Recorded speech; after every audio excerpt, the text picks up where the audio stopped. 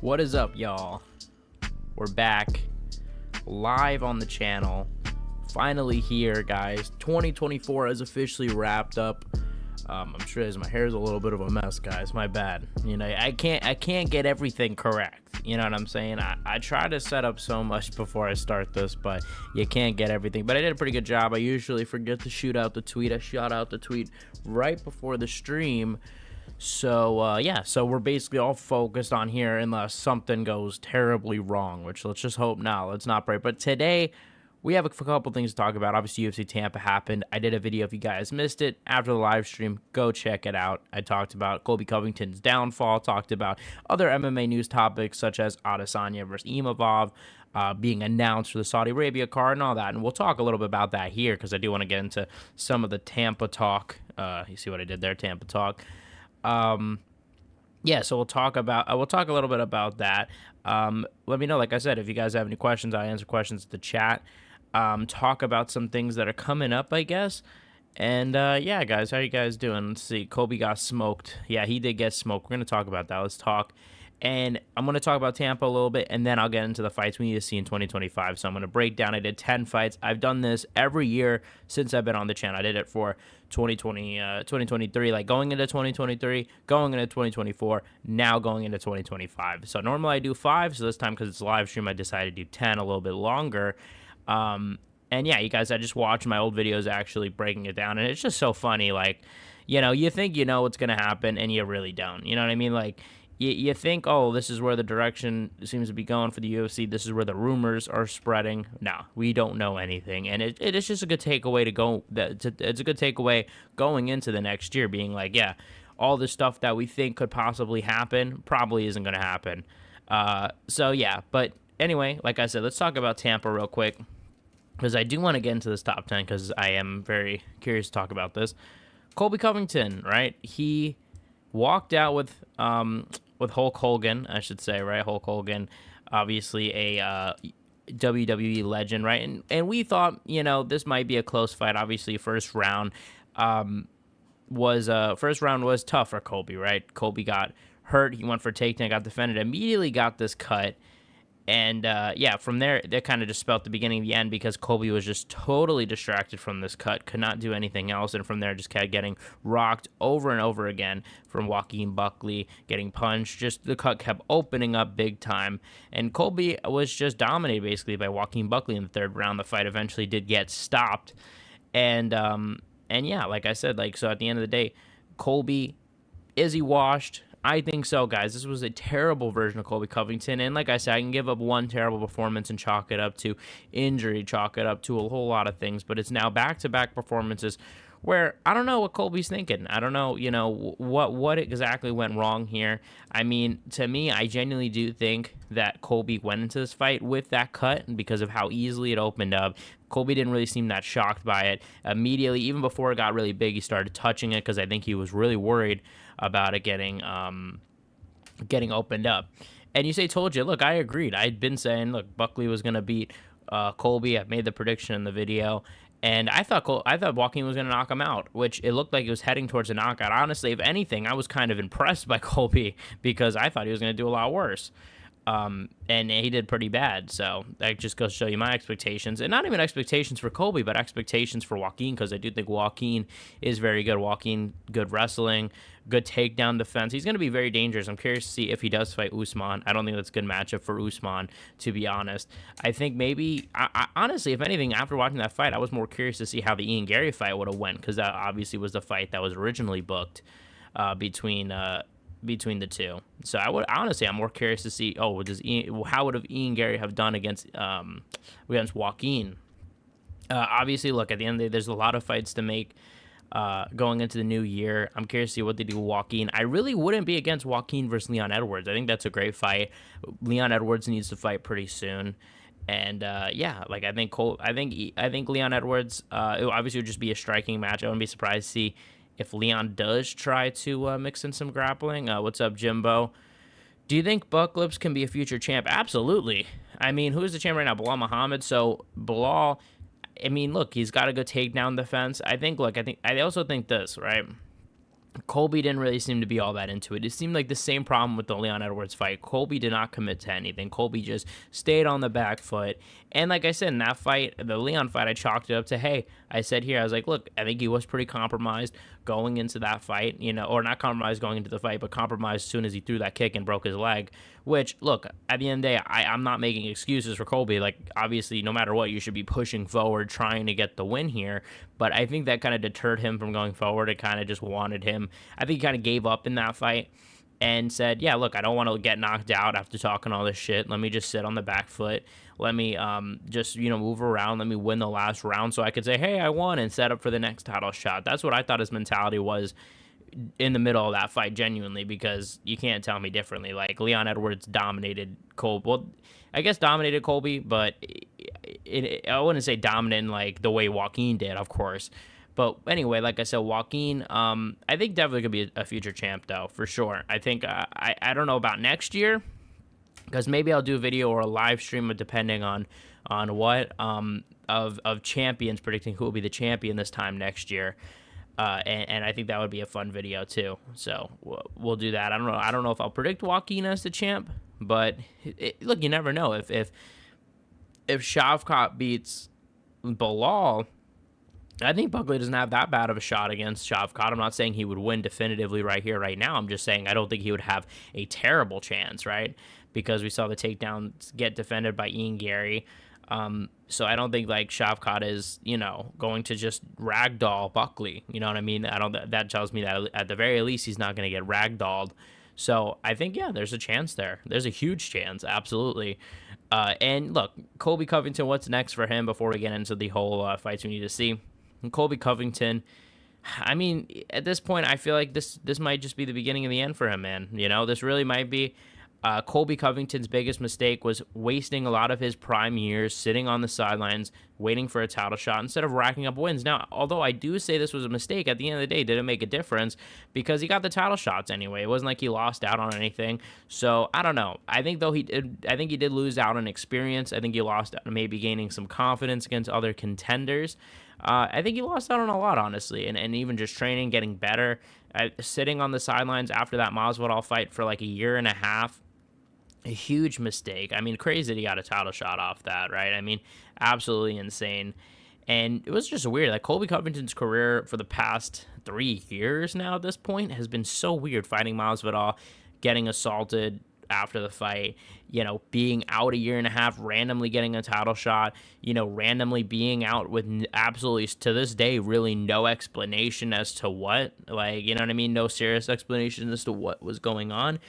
I thought maybe Colby was injured, maybe. I mean, I don't know. I thought maybe there was something more serious with the assault. I have no idea. But what I'm saying is, to this day, we still have absolutely zero clue what happened with Colby. So, yeah, I think Colby's going to be interesting to see what happens with him. I don't see him fighting up-and-coming contenders. But what other choice does he have? Is he just not going to fight? I don't think this warrants even a Sean Brady, which I think Sean Brady would beat him. But I'm just saying, I don't even think it warrants a Sean Brady who's somewhat above him in the rankings, that if he gets a win against a guy like Sean Brady, that'd be pretty impressive. I think Sean Brady's probably moving to bigger and better things, such as maybe an Usman, such as a Leon, one of those guys. I think at the end of the day, also with Joaquin, I think it really comes down to this. Joaquin, I think, will get Usman or Leon.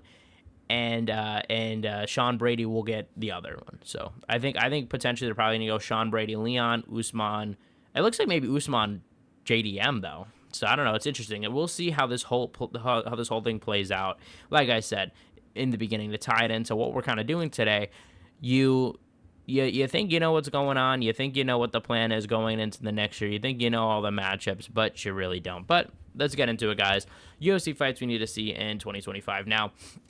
As I said, I've done videos every year that I've done the channel, really. I believe that, every year, going into every year, there's been a video about fights we need to see this year, because I started the channel end of 2022. So, and going into 2023, did the same thing. Going into 2024, did the same thing as well. Now, let's get into it, because I have to be honest, guys, I'm not exactly the best person to be talking about this, because I do have a little bit of a curse, guys. I have never gotten any of these right. I've never gotten one right. I didn't include 2023 but that one was 100% wrong. This was my list going into 2024. Let's recap this a little bit. So these were the fights I wanted to see this year that none of these happened. So absolutely none of these happened, as you guys probably know. Number one, Alexa Grasso versus Zhang Weili. Now, obviously, Alexa Grasso, keep in mind, was a flyweight champ. There were talks of Alexa Grasso, Weili for UFC 300 potentially, champ versus champ. I wanted to see the fight. I wasn't really a big fan of seeing the Shevchenko trilogy, which obviously we know Shevchenko wound up beating Grasso in the third fight. But I just still, I really don't care about if Shevchenko were to win or if she deserves it or whatever. I just was never really that big of a fan of giving her a trilogy. Because I just wanted to move on. I didn't really like, and especially the third fight wasn't even good either. That was probably the worst fight out of the three, if we're going to be 100% honest. But Colby Ian was kind of in the talks like this whole year, was kind of, even now afterwards is still in the talks. Never wound up happening. Sean O'Malley, Corey Sandhagen, I said that, my prediction was O'Malley would beat Vera, which he did, would go on to beat the winner of Cejudo Dvalishvili. He did not, obviously. And then maybe end of the year fight Corey Sandhagen, who I thought would be Umar. Obviously, Corey did not. So a lot of things went wrong there. Maybe we see this fight in 2025. I would still want to see this fight 2025, even though there's no belt on the line. I think this is just a sick fight. I think Corey would definitely win, though. I think Corey is one of the most underrated UFC fighters right now, to be honest. Because no one talks about this guy, but he is so good. He's good with the striking, good with the wrestling. He's always improving. Good jiu-jitsu as well. Israel Adesanya, Khamzat Chimaev also was on the list. Yeah, like I said, this was a matchup that was kind of in the talks early 2024. Never really came into fruition. Adesanya kind of sat on the sidelines, waited for that Duplessis title shot. Didn't need to get another win. No shade there. I mean, I didn't mind him getting the title shot all that much. Was it necessarily the most deserved? Probably not. Like, I guess you could have gave it to someone else more deserving. But look, and Khamzat did come back at the end of the year. It took a long-ass time to come back, fought Robert Whittaker, and had a very impressive performance. And first of all, number one, still, a fight that we all want to see. John Jones, Tom Aspinall was my number one last year. We did not get to see that, obviously, but hopefully going into this year, obviously Dana White confirmed at the post-fight press conference that there is a chance that this fight does happen, right? So there's a huge chance. So let's move on, guys. Starting at number 10, what is the 10th fight I want to see this year? This is Colby Covington, Ian Garry. I feel like Sean and Corey would happen in 2025. Yeah, it definitely could. I think it's maybe even arguably more likely than it was last year. But let's get into this. Colby Covington, Ian Garry. Now, this is number 10. Look, am I dying to see this fight? I'm going to be honest, guys. I'm not like sitting here like, please, this fight has to happen. There's plenty of great matchups for these two. However, look, at the end of the day, I think Ian Garry, he's coming off a loss. Colby's coming off a loss. The same time frame. There's tons of beef there. I really wouldn't mind maybe a fight night main event at this point. I mean, maybe before I would have said a pay-per-view, I'd say like a fight night main event. Maybe even a pay-per-view, so at least there's a press conference, I guess. Garry would beat Colby even worse, in my opinion. I think Ian would definitely beat Colby, especially after that last performance. And like I said, and people got it kind of mixed up. I said in not my last video, but the video before that, I think on Friday, I said that Ian Garry is a quote-unquote good stylistic matchup for Colby. What I mean by that is I'm not saying that Colby would beat Ian Garry at all, because I do think Ian Garry, and I thought this on Friday even, I said it, I just cut it out of the video just for time purposes and retention purposes. But I said that, I thought Ian Garry would for sure beat Colby Covington because, obviously just the takedown defense, I think the footwork, etc. But I'm saying from Colby's perspective, he's probably looking at him like, look, he's a striker. I could probably take him down, probably, out wrestle him, threaten him with takedowns, etc. But look, this fight has a lot of beef to it. There's a lot of fuel to the fire to add to this. I think that there's unfinished business. I think there's a lot you could do promotionally with this fight. I mean, I think the press conference would be insane. Obviously, these two have been going back and forth for a while. They've been, posting videos at each other on social media. I mean, there was a lot of that in 2024, but we never got to see them actually fight. So I think this is the perfect time. It's now or never. I think if they don't do it now, don't do it at all at this point. I think first quarter, second quarter of 2025 in the first half. I wouldn't mind this, even if they wound up doing Ian Garry, Colby Covington as a co-main event to if Conor McGregor returns. Wouldn't be the worst idea. That was what I believe was originally in the talks for last year. So, yeah, guys. So Starting off, so that's my number 10, but let's go to number 9. Kind of similar to my last one, Weili versus Shevchenko. Now, this is a fight that is in talks. I feel like always in talks for Weili to move up in weight. I think the problem here is her activity. For the past 3-4 years, she's really fought like once every year, really, for the most part. I believe like her most active year was like 2021, and she lost both those fights. But in 2022, I believe she also fought twice in pretty decent amount of period. But in 2023, fought Amanda Lemos once. This year, fought Zhanya Nan once in the beginning of the year, in April. And we haven't seen her since. And she's going to come back in February to fight Tatiana Suarez, we found out not that long ago. And I think that's a good fight. I think she does beat Suarez. I'm pretty confident in that. I think Suarez hasn't really been tested so much. She's undefeated and she's good. I just think that she hasn't really faced a lot of competition in the strawweight division. So I think that she's going to get past Suarez. Shevchenko doesn't have an opponent. Shevchenko obviously does have quite a list of opponents, though. There's Fierro. There's Blanchfield that just got another win. I don't think Blanchfield will jump over Fierro, obviously, but I'm just saying there's that. But and do we really want to see, it's even like if we make an interim title, do we really want to see Blanchfield Fierro too? No, after the last one, it was pretty one-sided. We don't want to see that. So it's a little bit tough on Shevchenko's side. And I feel like there's someone else in the mix at flyweight that I'm forgetting that also could be potentially getting a title shot. But look, point is that there's contenders out there for Shevchenko. But I don't care. I mean, I think at the end of the day, we want to see the fights that we want to see. And this would be a good fight. I think Shevchenko... I think Weili stands a really good chance of beating Shevchenko. I would be curious to see her moving up in weight. Hopefully, Shevchenko defends her title in March. Hopefully, we can squeeze out another Weili fight, maybe at the end of the year, and we can see this fight if both these girls get past their competition. So moving on, number 8, Sean O'Malley versus Petr Yan 2. Now, I think this is a fight that absolutely needs to happen, 1,000%. Sean O'Malley, Sean O'Malley, He's coming off of a loss to Merab. There's a lot of talk of who he's going to fight in a comeback. I think he wants to probably return around April. I think I saw in Miami potentially. And look, I think the Petr Yan fight is there. Petr Yan just beat Davis Figueiredo, beat Song Yadong this year. Definitely came back this year, in a big way. And had a long losing streak going into the year. Came back with 2 wins and is now back in the conversation. This is a fight that was very controversial when it took place in 2022.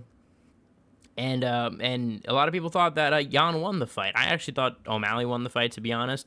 And a lot of people thought that Yan won the fight. It was extremely close. Give it 5 rounds. Like, 5 rounds or nothing. Don't give me this fight if it's fucking 3 rounds. Give me 5 rounds. And, look, main event of a fight night, I don't think so. Probably in a pay-per-view. Co-main event. Maybe featured bout 5-round fight. Just saying. That'd be a crazy card. I wouldn't mind that at all, honestly. I think that would be a really sick fight. It's going to be a fight of the night. We know from the last one it's a good fight. Wouldn't be surprised if we see a finish in this one from either guy, really, because both guys were close to, more so even Petr Yan was close to finishing O'Malley on one stage that first fight. So I think that's the fight to make. I think a bantamweight, I don't think the SX for Petr Yan is maybe, even Petr Yan, I think you'd probably get a title shot off a win against O'Malley, so he even gets to gain. So yeah, this is a fight that I would make, especially in the bantamweight division. This needs to be done. Moving on, number 7. Dustin Poirier versus Dan Hooker 2. Now, this is another rematch. Dustin Poirier is looking for a retirement fight, most likely in Louisiana, New Orleans. He just posted on social media it's probably going to be one more. There was rumors of 2 fights, maybe one in the beginning of the year, one to end the year off. One to end year off, one. And Dan Hooker is also in a really good position overall in the lightweight division. He just beat Mateusz Gamrot in potentially a number 1 contenders fight. Not a number 1 contenders fight, but a fight that gets him really close to a number 1 contenders fight. And Dustin Poirier, look, he lost to Islam Makhachev in a relatively close fight. He beat BSD. He hasn't had a bad year. You know what I mean? And this guy's talking about retirement. I don't blame him, though, for talking about retirement. I think probably it is a good time. Fight Dan Hooker. The first fight in 2020 was one of my favorite fights, honestly, ever. It was a really good fight, just the silence of the apex, and you could hear those shots really going off on one another, like boom, boom, boom. Both guys were close to getting finished. It was a dogfight. I think Dan Hooker has improved since that fight. Another thing to keep in mind about that fight, Dan Hooker, that was during COVID, and the gyms were really closed and restricted in New Zealand at that time.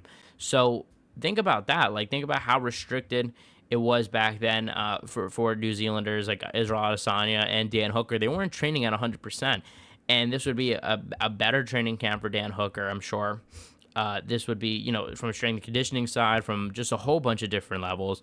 And the last fight was a banger. Dustin won the last one. I think this would be a great way to end his career. This is just going to be a absolutely fun fight that, look, no matter who wins, I don't think anyone's stock is going to drop from this fight. And yeah, I think do it in 5 rounds, New Orleans, main event, rematch. I think that's the move, to be quite honest with you guys. So moving on. Merab versus Pantoja. Now, I put Merab here. Really, this is supposed to be Umar slash Merab, to be honest, because obviously Merab has to fight Umar, and that is a very 50-50 fight. I don't know who is going to win. I could see either guy winning. This doesn't really have to do with Merab or Umar per se, but I want Alexander Pantoja to move up in weight. I think Pantoja, there isn't a lot of challenges at flyweight. Let's be honest, we're literally talking about bringing back Muhammad Mokaev just to get a challenge going for this guy. That is how slim pickings things have been in the flyweight division. And yeah, look, at the end of the day, like, I think moving up to bantamweight would be huge for Pantoja, especially for his legacy. One of the most underrated fighters on the roster right now, and definitely by far the most underrated champion. But right now, by far most underrated. And I think if he moves up in weight, this would be a big way for him to get some respect, a big way for him to get a rematch, a big way for him to potentially fight, not a rematch, but fight O'Malley, because I know him and O'Malley have beef. Do that sparring footage that came out a while ago where Pantoja got hurt by O'Malley in sparring. And look, if they do O'Malley-Yan, O'Malley beats Yan, and then they do, this fight with Pantoja, that would be an epic rematch, or not a rematch, I keep saying rematch, but this would be an epic fight to run at the end of the year, since there's a bit of a rivalry. But most of all, I don't even care about that. I care mostly about seeing Pantoja test himself, seeing him face competition. Pantoja does seem a bit small, like he does seem to be a legit flyweight, but I don't know. We'll see. I think that there's potential there. I mean, at some stage, right? We move on to number 5, McGregor versus Chandler. Now, I didn't put this in my top 5 last year. I wasn't really sure why, but I honestly think it might be because I thought this fight was a lockdown, boom, the fight's done, it's happening. Obviously, the fight was scheduled, was very close to happening. 3 weeks prior or so, the fight wound up not happening. Look, Conor McGregor has been dealing with a lot of stuff, right, with the whole lawsuit situation. Obviously, not that I feel bad for him, it seems like he's kind of done this to himself, regardless if, he did anything or not. It's just like, you're putting yourself in bad positions, you're being irresponsible, being stupid. And I've said before, like, the only way Conor could come back from this, he's got to fight. I think Conor, for his own interest, will probably want to fight, just from the fact that, look, like, give him some positive attention. If he knocks out Michael Chandler, that would be huge. And I think would probably gain a lot of respect from a lot of people, because, look, Chandler, I'm not saying is the best in the world, but still, if he comes back and beats Michael Chandler, and I think this is a winnable matchup, guys.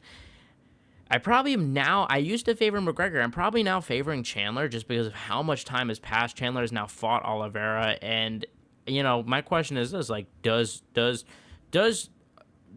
McGregor last 5 rounds with Charles Oliveira? I mean, I don't know, and even though Chandler got absolutely dominated by Oliveira, he still impressed me, and had moments in that 5th round. He still was pretty impressive. It wasn't like he, got finished in the fight. So he had moments in that fight. However, it's just like, for me, I don't know. It's a tough fight to say, because I think that McGregor's boxing is very good, and I could see Chandler overcommitting himself. But I think Chandler, going into this fight, I think Chandler is so pissed off that he's not looking to have a fun fight. He's looking to just win. He's looking to dominate this guy. So I think he would probably try to take down McGregor, and I honestly think he's probably going to win Chandler. I mean, this is a breaking news, because I've said for the longest time, I've broken down footage. I mean, there's videos on the channel, me literally breaking down footage of saying why Conor would win, and breaking down the shots and all this. I actually probably am shifting over to the Michael Chandler side of things. I think that obviously he's just been McGregor's just been partying. He's been dealing with lawsuits. It's just a lot going on for him. But I would love to see this fight still. I still think this is going to be a fun fight for however long it lasts. Like, you cannot tell me this is going to be a boring fight. I think even if it lasts one round, which I think it very well might last one round, going either way, I think there's a big chance. I think there's a big chance Conor wins, because I think Conor is a bit underrated. But I don't blame it anymore. Like, it used to be underrated, but now it's kind of rated because we haven't fucking seen the guy. So we haven't seen this guy in years, and the last time we saw him, he broke his leg brutally in the octagon. So I wouldn't even say he's underrated anymore. But look, I think maybe a few years ago he was underrated. I think when he lost to DP, I think he got way too much hate for losing to Poirier, because Poirier is elite level, and he had moments against Poirier in the second and third fight. But I do think at the end of the day, though, I am going to probably side with Chandler on this one. And good for Chandler, man, because Chandler's been waiting. And sad to see the fight did not happen this year. But who knows? It might happen. Big might. Because I would not be surprised if we do not see McGregor fight. I think if we see McGregor fight, it'll be the end of the year. But moving on to number 4. Pereira versus Magomed Ankalaev. Now, I think this might raise some eyebrows.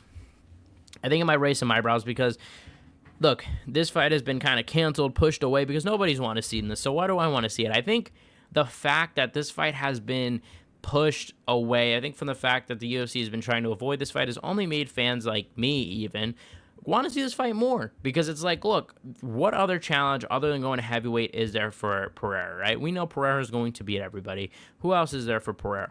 Ratchik just lost to Magomed, so he's out of the equation, right? I mean, hey, what's up, Productions?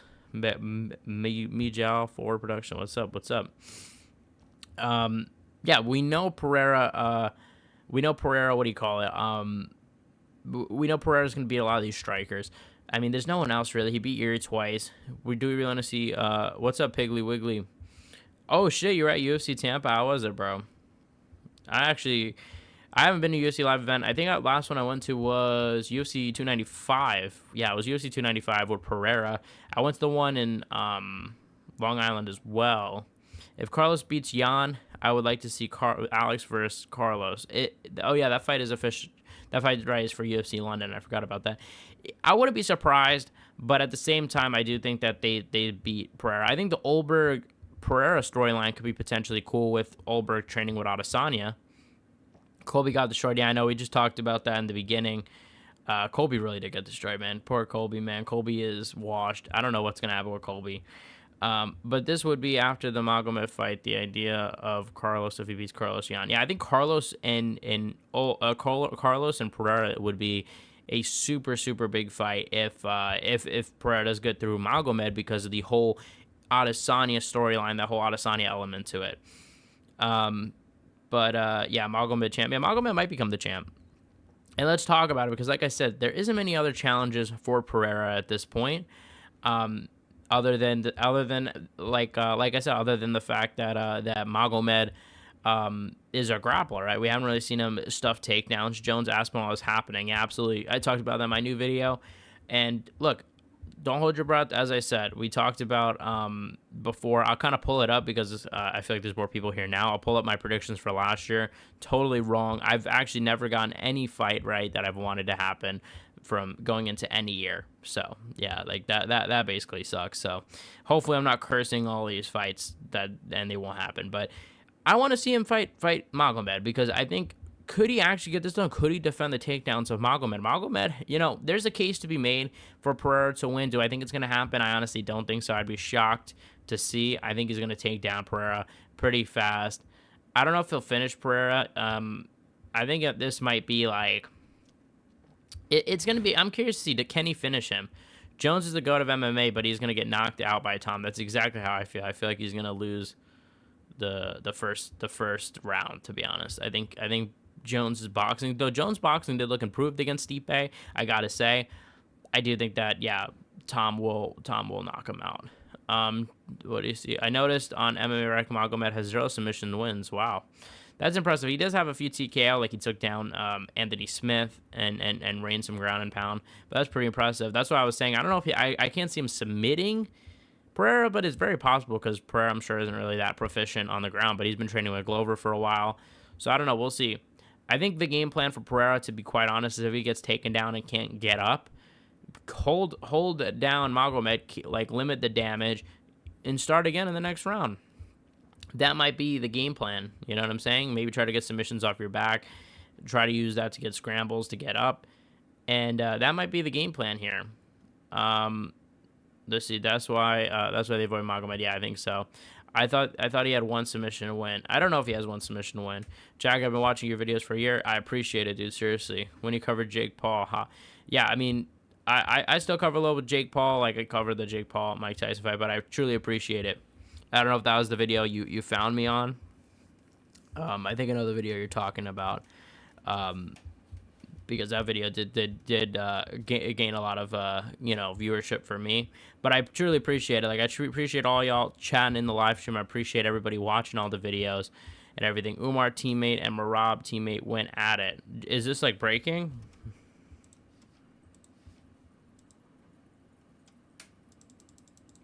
Let's see. Is this breaking news? Jake Paul next opponent. Apparently he's gonna be fighting in I saw somewhere he's gonna be fighting anywhere from April to July. I just saw. I don't know. I guess this isn't breaking the stuff. Yeah. I think the other day, that was wild. I didn't see. I saw that and obviously Marab got into that altercation. What do you call it? Altercation at UFC 310. But Jake Paul's next opponent, I mean, Canelo, I mean, I feel like Jake Paul's opponents lately have been so out of the blue, so random. It's hard for Jake Paul at this point, because what are you gonna do? Are you gonna fight an MMA guy? I don't know. He's getting too much criticism for that. I think maybe Julio Chavez Jr. I think it's time to make the KSI fight. Period. I mean, I've been saying this, but don't think it'll ever happen. I don't know what this is all about. I think at the end of the day, I think Jake truly just. I don't know if it's a business thing or just the fact that it's not worth it, because it's like, if he loses to KSI, Jake is a joke. You know what I'm saying? And this is nothing for KSI. I'm not even saying KSI, because I think that it's a lot more even of a fight than even people say it is. But at the end of the day, like, I think that that if Jake loses to KSI, that would be an absolute joke. You know what I'm saying? Just how people would look at it. I'm not saying I necessarily agree with that, but that's how people would look at it, and that is way, way too risky for especially business. Yeah, bro, you've grown a lot on YouTube. Yeah, no, I definitely have. I appreciate it, especially these last few months. The channel has been thriving. A lot more people have been coming in. A lot more people have been supporting, especially with the new format that I hope you guys do like, with the whole news and the main kind of thing I talk about at the end. Looks like Colby's bedroom cardio sessions with Mamacitas did not work last night during the fight. No, not at all. He definitely, look, if that was a indicator, it looks like he has had like no sex for the past 5 years. This guy has been celibate since he beat Tyron Woodley. That's what it definitely looked like. Now that's wild. Umar and Marab beef is getting real. It is getting real. It's gonna be wild fight week. I know I saw somewhere Dana White saying he needs a lot of security, bro. He's going to need a lot of security. I got a hot take for you, but I think Arman is going to KO Islam. I don't know about KO. That is a bit of a hot take, KO, but Arman definitely could beat Islam. I definitely think that's a really close fight. It's definitely possible, too, though. I mean, I wouldn't say it's out of the blue. It's just I haven't heard that before, but it definitely is possible. I want to see Jake KSI, but they won't do it. No, I don't think so. I don't think it'll ever happen. I saw that Nikisa was asking for $100 million. It's like, come on, dude. And then he's saying, like, Nikisa, I mean, obviously he's just doing it to, bullshit. I mean, he's kind of being like the Dana White. Honestly, he's doing like a Dana White type move. I don't know if you guys saw. I'll recap. And Nikisa did an interview with Fred Talks Fighting, I think. I believe that's who he is. He's good. Check him out. And he did an interview with Nikisa, and Nikisa was like, Nikisa basically was like, look, they could fight at cruiserweight, and you could come in from 175 to 200. Obviously, that's stupid. Nobody's gonna want to fight at 175 and then the other person weighs in at 200. Nobody in the right mind. But it's a Dana White type move because it's kind of gaslighting the media. And instead of, I would have pressed him on it. Honestly, if I were interviewing him, I'd be like, what, like, you really expect, would you take a fight where you have a 25-pound weight disadvantage, and see what he says. And also for the fact that Jake Paul pulled out of the Hasim Rahman Jr. fight because of weight issues, because Hasim Rahman Jr. wanted to weigh in too much. So clearly they're not about that either. You're at Jake Paul probably fight Roy Jones. Yeah, I saw Roy Jones actually did call out Jake Paul, but that would actually be crazy. You're at 13,100 subs. That's good. I know, and like I said, literally the beginning of the week, I don't even think. Well, beginning of the week I was at 13K, but beginning of the week I was even at 100. So, like I said, I'm glad. That's not a hot take, seeing how competitive the fight was with Arman and Islam last time, and that Arman took the fight on short notice, and it was his debut, short notice. I mean, there's a lot of things going against Arman, and I think this fight will be more of a striking match.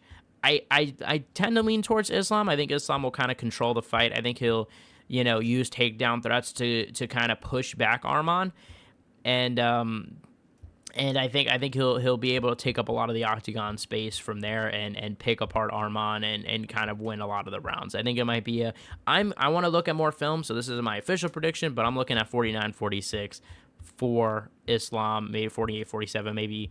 Yeah, I don't think 50-45. I think that's a bit much. But I think Arman does good the first round. I think Islam does better as the fight goes on. That's just what I think. Arman, Queen Man also, Islam has more 5-round experience. Arman, I think, went 5 rounds once with not Islam, with Mateusz Gamrot, right, back in 2022.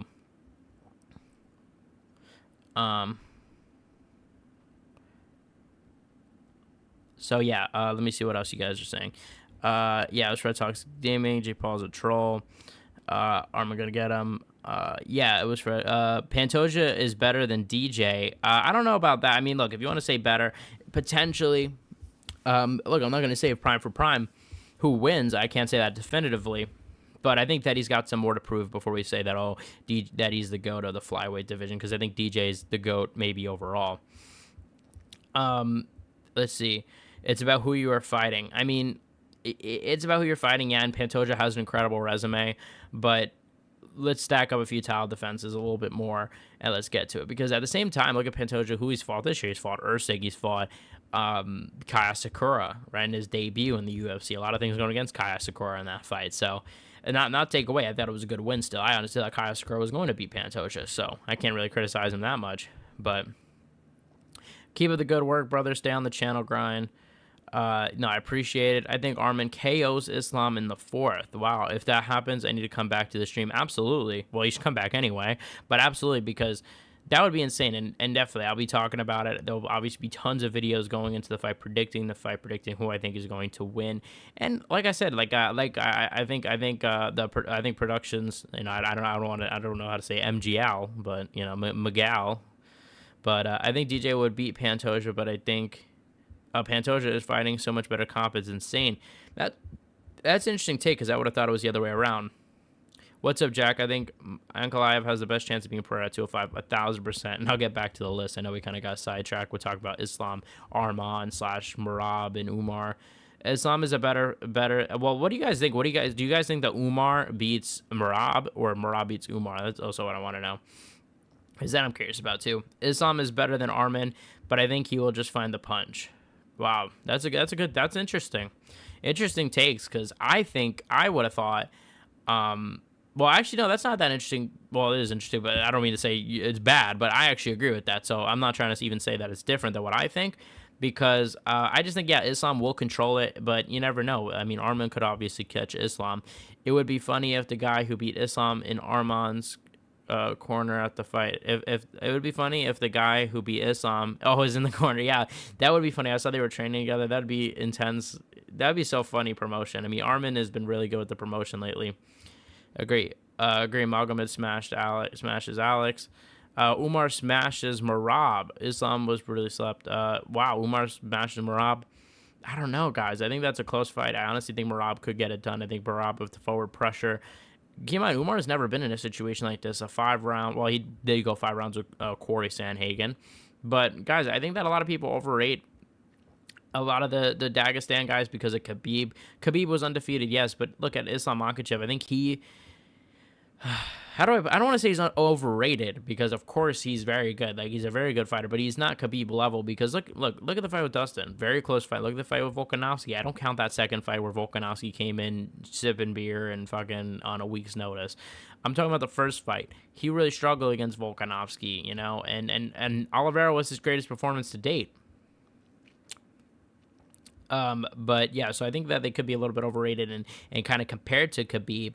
But no, I think I think Merab will be. I honestly am leaning towards Merab. I'm leaning towards Merab right now, but it's close. I want to do more film breakdown and stuff like that. Islam was brutally swept in 2015. I know that was crazy, right? His only loss.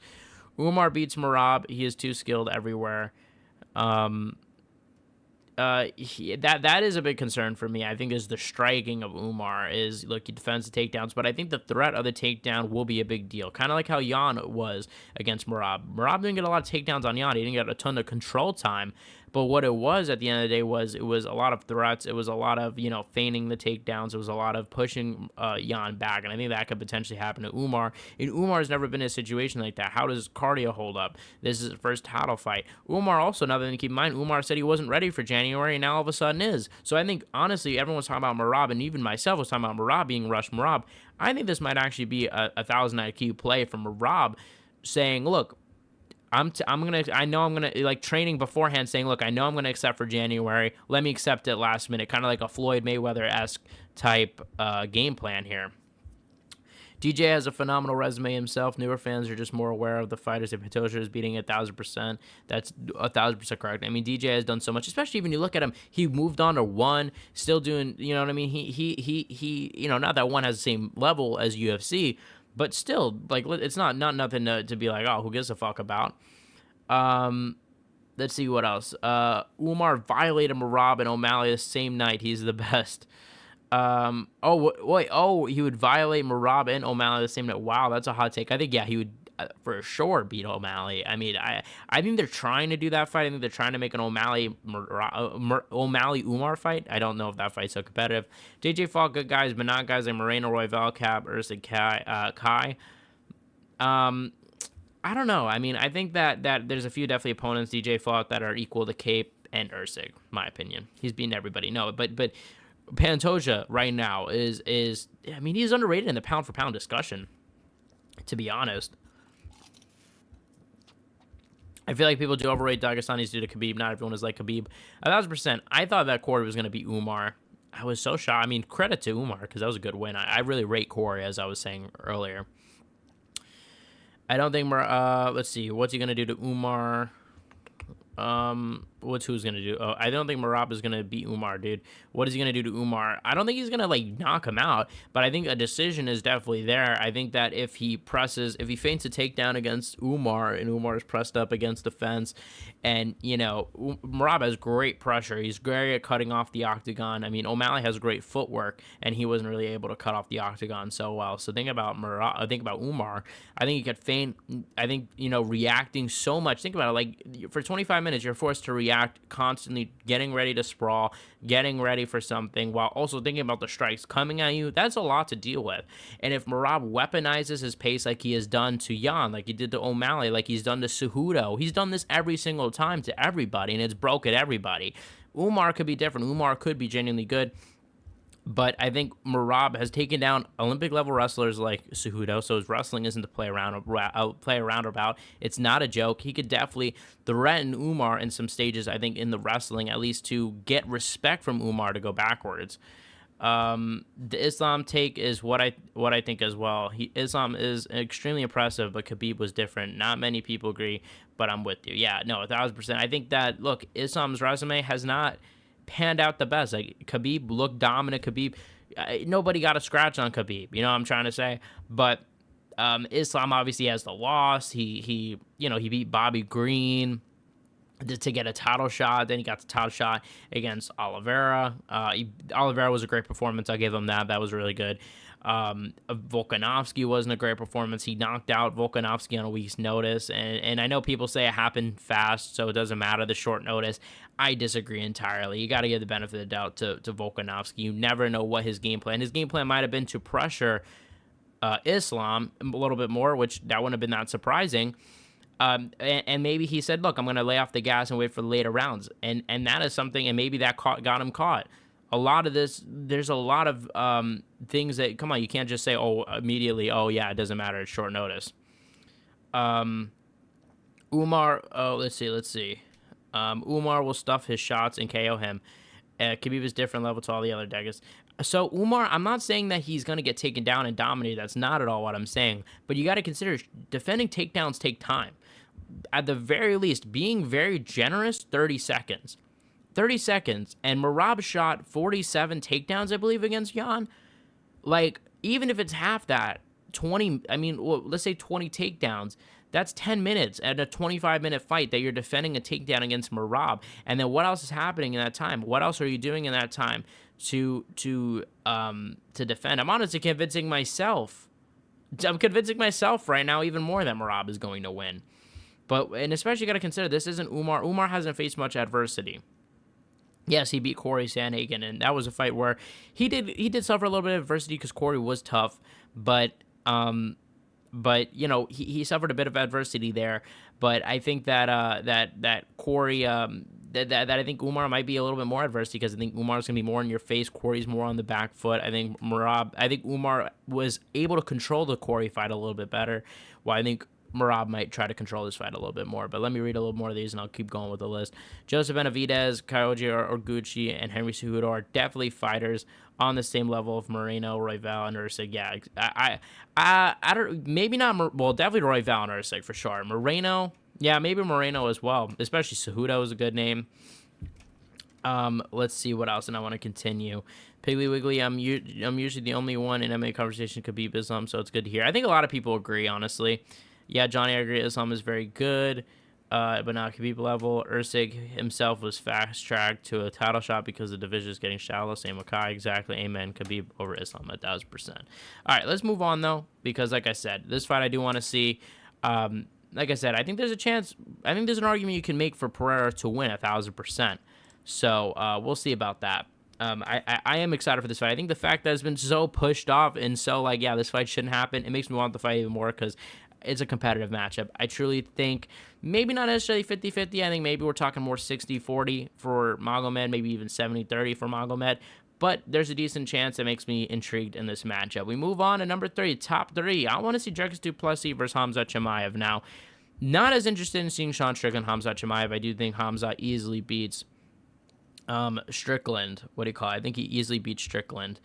And so I'm more interested to see DDP versus Khamzat. Now, DDP obviously has to get through Strickland. I don't think that's a done deal, right? Yes, DDP beat Strickland last year, but it was a split decision. I thought Strickland won the fight. A lot of people did too. I just think we all forget because it's happened now a year ago, right? And we're all talking about, you know, they both have fought since. So a lot of people forget, but it was a close fight. It was arguably it could have went either way. And DDP, the other thing that makes this interesting is DDP is super strong. Could he defend those takedowns? Could he survive on the ground, at least for the first round? Can he get Khamzat to the later rounds? Both these guys' problem here is also both guys aren't exactly the best with cardio. So I think that this would be a gigantic fight. You know, maybe happens in Africa. I doubt they'll ever go to Africa, but, you know, hey, at the end of the day, you never know. Number 3, I think you were asking me to go to number 3. My bad, guys. I'm taking long. But I do think at some point Pereira can drop Magomed. We did see Magomed get dropped by an older Thiago Santos during their fight. Yeah, that's the thing. That's what I'm saying. I think the game plan here is if he gets taken down, you know, try to get up. I'm not saying, you know, give up, but, you know, maybe hold him and just wait till the next round. If you really feel like there's a threat on the ground, maybe wait. Just try to survive it out. And obviously try to get openings. Maybe, like I said, try submissions off your back so you get scrambles from that way. If Sean wins, I already know Khamzat could beat Sean at 1,000%. DDP mauls Khamzat. Interesting. Perhaps. I mean, I don't know about mauls, but maybe in the later rounds. We need DDP versus Khamzat. The Sean versus Khamzat fight isn't exciting, and I definitely agree. That is not on my most anticipated list. That I don't really care about. I'm like, whatever. I think that's just a good win for Khamzat there. We move on, though, but you never know. Strickland does have decent wrestling, but still, DDP Khamzat is one of my favorite fights I want to see. Moving on. Now, this one's a bit of a far-fetched one. A little bit of a fantasy. No shot this fight happens. Alexander Pantoja versus Demetrius Johnson. Now, I can't believe I have 2 fights for Pantoja on here. You know, two big fights for Pantoja. Pantoja, UFC 310, called out Demetrius Johnson. Now, does this fight happen? Most likely not. I don't think this fight will happen. I do stand by the fact that, look, people are so definitive. Oh, Demetrius Johnson said that. I don't care what Demetrius Johnson says, all right, guys? To be quite honest with you guys. Because Demetrius Johnson is a fighter at the end of the day. He's no different than everybody else. This is what I want to see. Demetrius Johnson come out of retirement. He didn't fight all that long ago. Let's just do it for the legacy. Do it for the fans. Like, I don't think Pantoja is going to brutally KO Demetrius Johnson. I'm just imagining me saying this and then that literally happening. But why not? I think there's so much to gain for Demetrius Johnson. Of course, I think if the UFC hopefully will pay him a lot. It's one fight, so why the fuck not? He also would go down as potentially just the GOAT, period, if he beats Pantoja with his record in the UFC, moving on to one, dominating that organization, coming back to the UFC, beating Pantoja, a guy who is literally being questioned if he might be the GOAT at flyweight, if he fight better competition like we were just discussing. So much for his legacy to gain, as well as money, popularity. There is so much to gain. The Demetrius Johnson brand only benefits. It only benefits with a win against Pantoja. I mean, not even just benefits, like probably triple, quadruple. I don't even know, maybe 10 times, 100 times more if he beats Pantoja. There's so much to gain from even a business side of this, even outside of the UFC payment after the fight. What a way to go if DJ gets KO'd. Yeah, that would suck. But if DJ beats Pantoja, the guy nobody can beat at flyweight right now, DJ would gain so much. Exactly. So much to gain. Yes, so much to risk. Does the fight happen? Probably not. There's a lot of hoops you got to get through. Obviously, DJ is still signed with one, so you got to get him out of the contract. I don't think that's exactly the hardest task. None of these are necessarily hard tasks, but they're just a lot that you kind of have to address. DJ, obviously, you'd have to convince him, so that's a challenge of its own. And, I don't know if the UFC is really all that interested in this fight, but I think that would be a massive, massive fight. I mean, Dana White did hint at the post-fight press conference, said, hey, there's something in the works that you guys would not believe. Hopefully it's this. This would be a massive fight, main event of a pay-per-view. I would be there. I would watch it. I would be so excited for this fight. So let's hope this happens. And like I said, yeah, so much to gain, so much to lose. But what is my most anticipated fight of 2024? Any guesses? I'll leave you guys 3, 2, 1. No surprise here, Jon Jones, Tom Aspinall. This has been my number one anticipated fight. As I said before, my number one, real quick, let's look. Number one most anticipated fight in 2024. We'll get back to this list real quick for y'all that missed it. But my most anticipated fight for 2024 is still my most anticipated fight for 2025. Going into this year, I want to see this fight. This fight is my most anticipated fight right now, period. Jon Jones, Tom Aspinall. I think, yeah, no surprise, that's my two. I think everybody is just probably number one. Everybody wants to see this fight. Jones, Aspinall. Jones, obviously, Jones looked really good against Stipe. I think people take away because Stipe was old. Yes, absolutely. But I did not think he was going to beat Stipe the way he did. He dominated Stipe in a way that made me feel even more excited to see a potential Tom Aspinall matchup. Do I think he beats Tom Aspinall? No, I would be shocked to see him beat Tom Aspinall. I would be genuinely shocked. But Jon Jones has been proven time and time again to be the greatest fighter of all time, to outsmart his opponents, to have brilliant game plans going into fights that give him such a huge advantage, and really cut down. It'll be interesting. I mean, Jon has a reach advantage. He does. I mean, his wrestling advantage is there. I just don't know how good he's going to be at wrestling a heavyweight like Tom Aspinall, that has been a heavyweight his whole life, been training jiu-jitsu with heavyweights his whole life, been training wrestling his whole life with heavyweights. It's someone that is as fast as a light heavyweight, if not even faster. Someone who has good reaction time, like Tom Aspinall. I don't think Jon Jones could beat Tom Aspinall, but I think this would be a huge fight. And Dana White just guaranteed this yesterday at the post-fight press conference that 100% this fight is going to happen. The thing with Jon is that he hasn't even been hit by a heavyweight. The Shogun fight went by too fast, and Stipe didn't ever really hit him clean. I think Tom wins by KO. He's very fast compared to Jon. Exactly. I think that is true. Jon, there's still there's even after the Stipe fight, there's a few unanswered questions. How does he go? How does he go at handling, can he get a double leg takedown on a heavyweight? We don't know that because he goes by trips, which is very smart because I don't think he wants to go strength for strength because I think he knows that'll be number one taxing on him and also just hard to do, a lot harder. So that's why I think he's been doing more trips in his game plan, and I think that is very smart. It's a very smart adjustment. I think he'll try to do that against Tom, but Tom, I think it would be very good at getting up. I think the game plan here would be to try to get an early trip / takedown on Tom, wear out Tom, get him for the later rounds, and hope that Tom slows down, gasses out, and then pick him apart there. Be faster than Tom. Be as fast as Tom with the kicks. Keep picking him apart at kicking range, I think. That would probably be the game plan. Pressure Tom. But I think Tom's counters are really good. I think that Tom would probably win. There's still a lot of unanswered questions at heavyweight for John. 1,000%. Exactly. Still, you don't know. So, look, guys. Well, obviously, we saw, like I said, I'll show it again on the screen. This was my predictions for 2025. I still think that there's a chance. I still think there's a huge chance that these fights happen. Hopefully, let me maybe recap them. Let me just run them through real quick. 10, Colby Ian. 9, Weili Shevchenko. 8, O'Malley on 2. 7, Poirier Hooker 2. 6, bantamweight champion versus Pantoja, whether it's Merab or Umar. 5 would be McGregor versus Chandler. 4 would be Pereira versus Magomed. 3 would be Duplessis versus Hamzat. 2 would be Pantoja Demetrius Johnson. And number 1, John Jones versus Tom Aspinall. So that is the fights that I think we need to see in 2024. Guys, I had a great stream with you guys. You guys it was great talking to all of you. A lot of good takes from you guys. We all agree. Khabib over Islam. And I think we all agree. I think there's not one fight on here that not everybody wants to see. I think everybody probably wants to see these fights. What fights do we get? We'll have to find out. Like I said, looking back on my other videos, it's so funny. You go into the year with all these expectations. You think, oh, this is going to play out. This is going to play out. This is going to play out. Then this guy's going to fight this guy. You don't know shit. We only know the first 2 pay-per-views of the year. We don't even know March yet.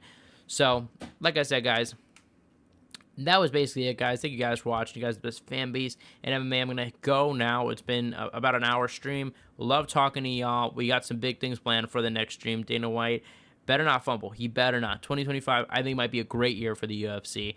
Looks like there's a ton of fun matchups. Uncle Fester. I think there's tons of fun matchups this year, guys. I think that this year is going to be a great year for UFC. Thank you guys for watching. You guys are the best fan base in MMA. Hit the subscribe button, like, comment, and share, and I'll see you guys in the next one. I kind of did that a little early.